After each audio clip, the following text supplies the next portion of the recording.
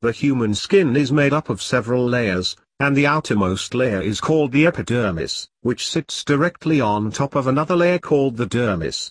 Dermal papillae, sometimes called dermal pegs or DP, are small protrusions of the dermis layer into the epidermis layer. The DP serve several functions, including strengthening the adhesive bond between the dermis and epidermis, reducing the risk of separation between these two layers of skin, and providing blood flow to the epidermis, which has no blood supply of its own. Nerves coming through the dermis into the epidermis by way of the dermal papillae also serve the function of providing important sensory information, and these nerves are especially sensitive to pressure, pain, cold and heat. On the hands and feet, the pattern of the DP is visible in the form of fingerprints, also known as epidermal or papillary ridges.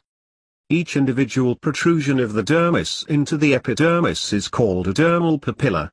In its shape, a papilla looks similar to a finger or nipple, and the word is derived from the Latin word papilla, meaning pimple. The part of the dermis where the dermal papillae are located is also called the papillary dermis or papillary layer.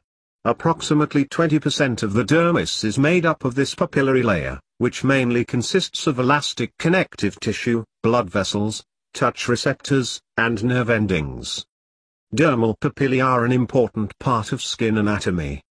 They contain the vascular loops and capillaries that transport oxygen and nutrients from the blood system to the epidermis, while simultaneously removing waste products from the epidermal layer.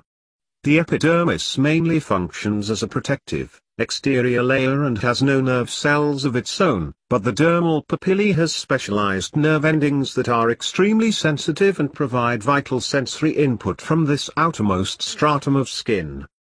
Dermal papillae are important in the formation of hair follicles, and are involved in the cycle of hair growth and shedding. A hair follicle is an indentation in the epidermis that sits right on top of a dermal papilla. In the case of a hair follicle, a dermal papilla is surrounded by what is called a hair matrix, which consists of epithelial cells, and pigment-producing cells that help form the hair itself as well as the root sheath the hair grows from. The access to the capillary blood vessel in a dermal papilla is vital for hair formation and growth.